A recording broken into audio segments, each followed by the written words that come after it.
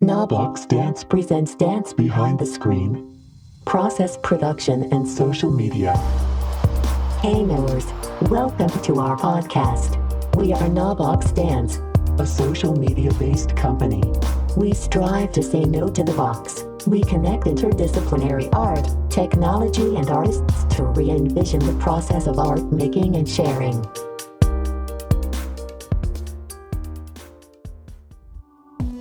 Hello, everybody, and welcome back to Dance Behind the Screen podcast. We're your co-hosts, Reina Mondragon, Zaria, Yejin, Marthea. We are back. We're on our 74th episode. We're closing out season 2. But we're just so grateful for you guys and supporting our show. And we're also really grateful for all of the amazing guests from season 1, from season 2. I just wanted to take a second to share that we really are grateful for you all. And we're just glad that we can kind of sometimes use this podcast as an escape at some point from, the harsh realities of what's happened in 2020 and just take time to talk about something that we all love, which is dance. So thank you to you, the listeners, and thank you to our guests. Yes, thank you. We love you. We absolutely love you. And maybe we can talk about season 3? Oh, yes. So today's episode will feature highlights from all of our guests from season 2. But before we get to that, we just wanted to let you know about season 3. I don't know about you, but have you taken a digital detox? Well, we're about to. In January, we are taking a digital detox, mainly from the podcast, and we plan to come back in the spring with season 3. If you have any guest recommendations, please DM us, email us at kNOwBOXDance. We want to get the guests you want on our show. So without further ado, enjoy these highlights from season 2.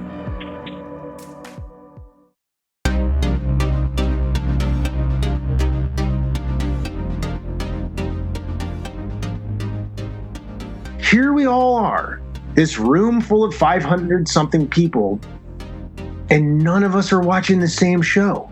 Mm-hmm. And we're all laughing at the same time. We're still in it together. That part doesn't happen when you're watching it on a screen by yourself. I think for a long time ago, 2010 is when I stopped this, and I would post everything.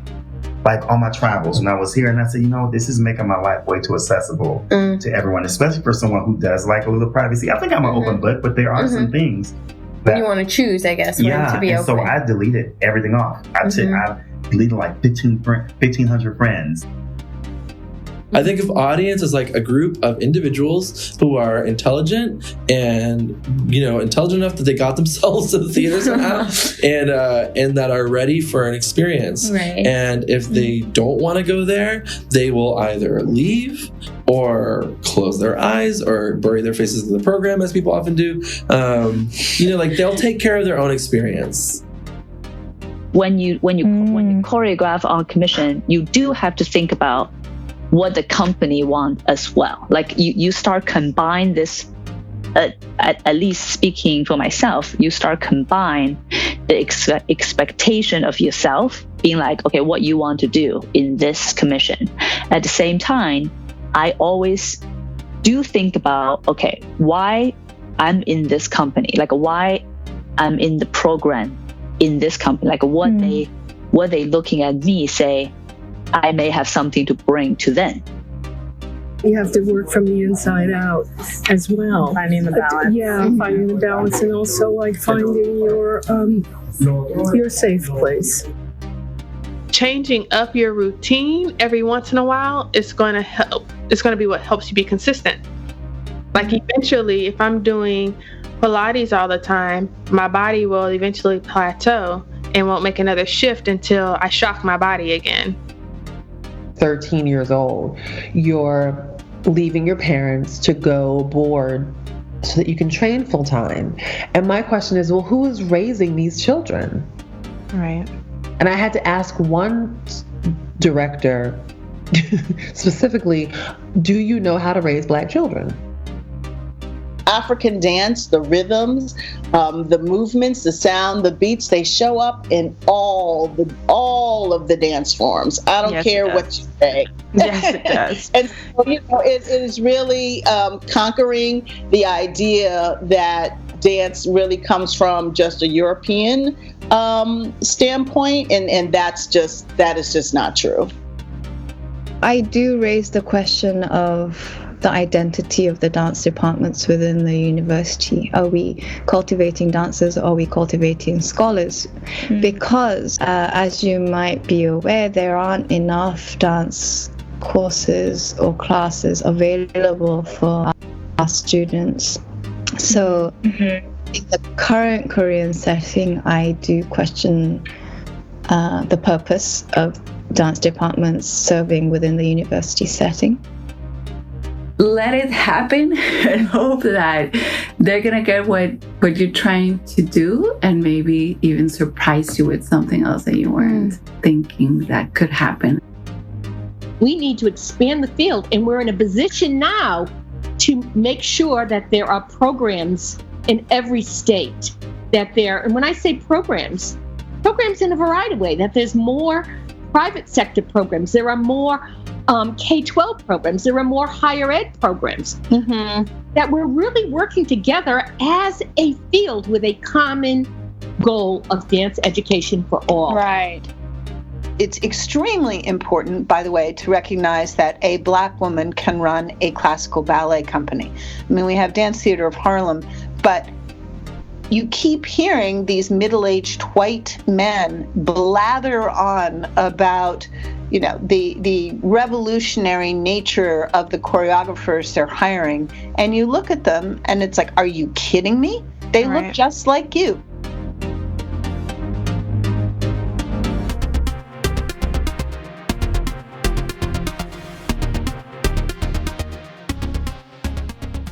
Yeah, being more sensitive to others and going back to caring for other people and not only see your own interests and fight for them, but go back to the roots of what human beings should do to each other. Being attentive and look after others, and be aware that there are people who are weaker than you. It was not important to have a product to sell and being famous. It was important to have your own progress and your own failure, and you were, still there. They still call you. It's not pieces that I present in 11 years in New York were exactly fantastic.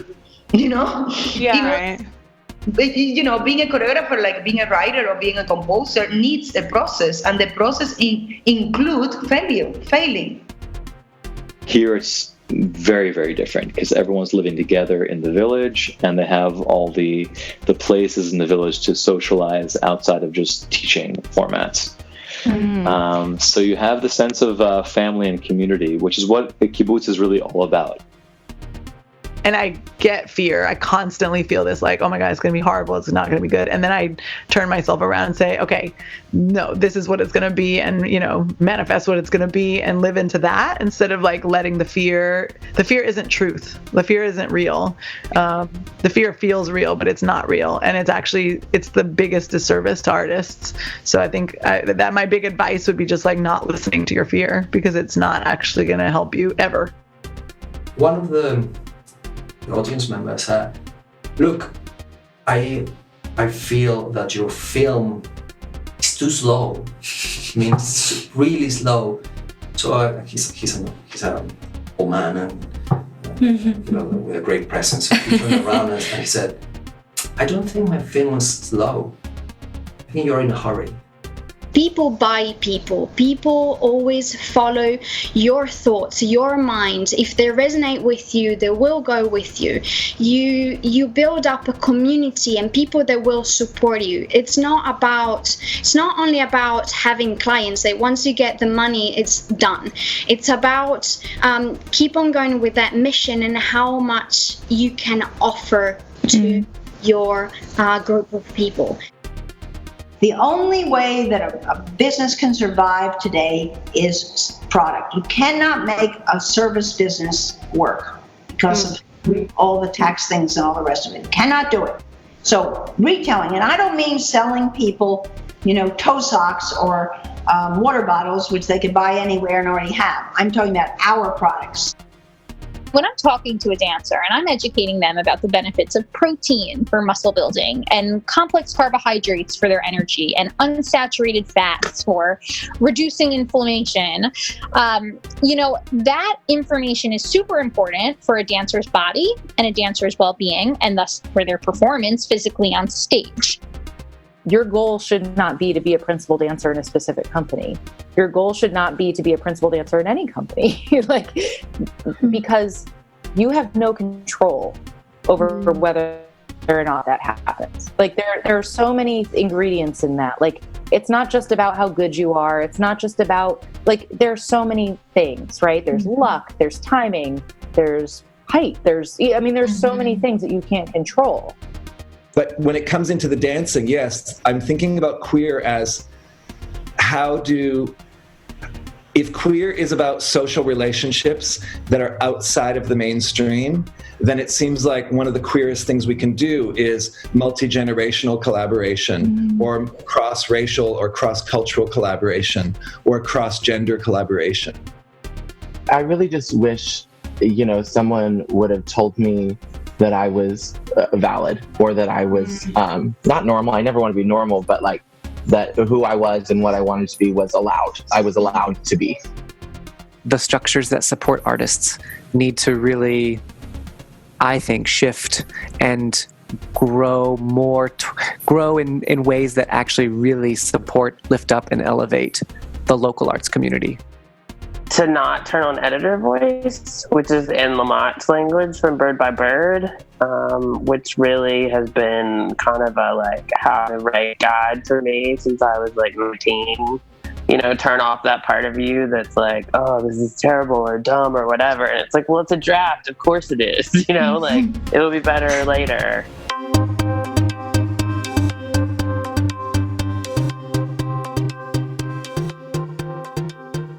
People want to hire people who are great to be around, who always bring their best selves into the room, who always have good energy, who are always on time, who respond to text messages and emails when they get them. What we do is so hard, and anything that can make our lives easier makes us want to work with you more. Understand what your voice is, what is the narrative you're trying to say, both physically and visually. What is your mission? And that's what's going to separate you. Is my mission is different from everybody's mission. It's 100% true. Sometimes they're similar, but it's different. And then how do you visually portray what your mission is online? If we're going to rent a theater space that normally was a 300-seat theater, but they're only seating 25, so now that theater space is 75 seats, but are they still charging us that rate for the 300-seat theater? We need to really think about that. Rather than dimming your own internal messages, ask yourself questions about them, about how whatever messages you're getting from the inside or outside might be pushing you more toward your purpose. For me, it was really only when I became a community organizer, and the things that you learn when you're going to do that work is that it's about listening a lot more than talking. It's about following a lot more than leading, that your job is to help other people understand their own power.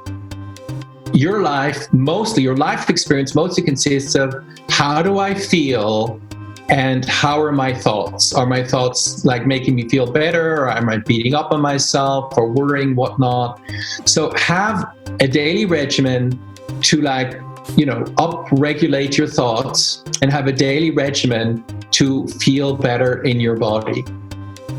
I didn't realize that flooring was important why would I? I'm young, I go to dance class, I want to know what teacher is teaching what. I was very thankful and grateful that I was dancing on a scrum floor. That's something that's very important to me, is we need to understand where we're dancing and at that flooring can really cause a lifelong injury. So I ask myself that every time I go lie down when I'm preparing to teach. Why am I doing diagonal knee drops? And why am I circling my fingers on the floor? What is this doing? So that just leads me to sharing about that verbally sometimes, but then also hopefully constructing a class where all the parts make sense in relationship to that why, whether or not I articulate it. We learn how to create the right environment in which they can grow. Then we'll create a better world for all of us. The box implies stasis, and it implies sort of like linear thinking. So I think I say no to the box by like shifting my perspective, by thinking of another solution, by talking to someone who is going to do something to challenge my point of view. That the box is sort of that capital T truth, and that we say no to the box by embracing lowercase t truths and staying in motion. Do something every day. If you're making, if you're in process, like finding a way to keep a practice alive, even in your house. Do something every day. When you're making something, to keep going for a bit before judging it. Why the fuck does Zoom have boxes in a grid? There couldn't be a circle? Like whoever designed it couldn't figure out how to make us into a circle. No, it had to be a grid, right? And now we all do it. And every time we walk into a dance department, dance studio half the time, everybody wants to set up in a grid because they're so used to the grid. But I'm like, no, circle, stretch, circle. Then we can find our space between people and things like that. We might have our eye on being in a big company at first, and then understand that really our art making is about building relationships and helping people reorient how they feel. Because I do think that's what dance is for, or art making is for, performance is for, is helping other people think about how else they might feel. Dance is not necessarily a visual art form, but other senses are being engaged, and I think that then moves to many of the aspects, whether that's in the process or in the final product in relation to social media, or how can we engage these other senses. And I think certainly for dance, where it's really about the body in space, but also as the spectator, engaging with all the senses, not only what we see, but what we feel, what we listen to.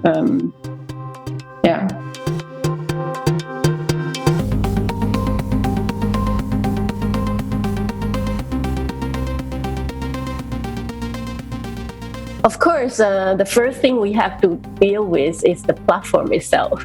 Is that how this, not saying technical part, but the logic, like what we are working with, and then we can say like how we have this to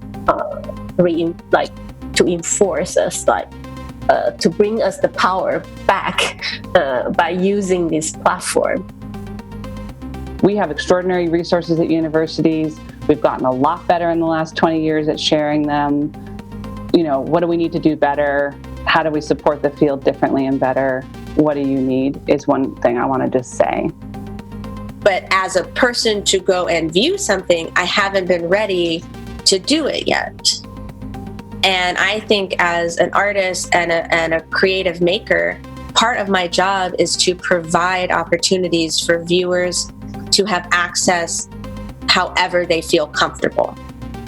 Tutti uniti come una grande famiglia per la realizzazione, perché ci credevamo, ero riuscita a trasmettere la voglia di fare qualcosa di diverso.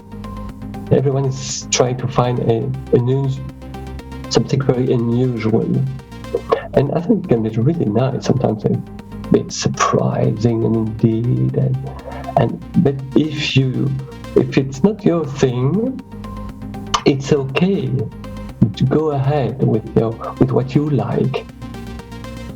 And I think that's somehow saying no to the box. I think you just say no. Like, I do not agree, you accept that you do not agree to certain boxed, the boxed nature of something. It ties greatly with our conversation today. So sometimes tradition is also seen in a particular structure. How do we say no to it is also by accepting the fact that it's evolving. I'm producing certain kinds of online content and someone else aggregates that content, or somebody else opens up access to my content and then they monetize it and they get the financial reward for my labor, then that sucks. But that's what we see happening over and over and over. Even when we think about memes circulating, people don't know where something started. I mean, maybe they'll go look at the Know Your Meme website to get some of that deeper history, but probably not. Probably they'll just be like, oh, it's the thing that the internet invented. Well, no, the internet did not invent that thing. There were humans who, I thought its box means theater or stage. like bless off. Yes. So I thought, I don't want to say no to the box. I think more people are starting to listen now than maybe they ever have before. So it's really an exciting time to create change. You have to have something to say, right? Either it is to preserve an existing tradition, or you're breaking stuff completely and you want to share your voice. Whatever it is you want to say, I think that uniqueness has to come from a place of integrity. And when it comes from a place of integrity, it does reach your viewers. We have a tagline, Inclusion Inspires Innovation, in which inclusivity brings creativity and innovation. Thanks for taking your time to tune into Dance Behind the Screen, a bi-monthly interview series where we go behind the screen to question process, product, and social media. Be sure to follow us on social media at kNOwBOX Dance. See you next time, and don't forget to say no to the box.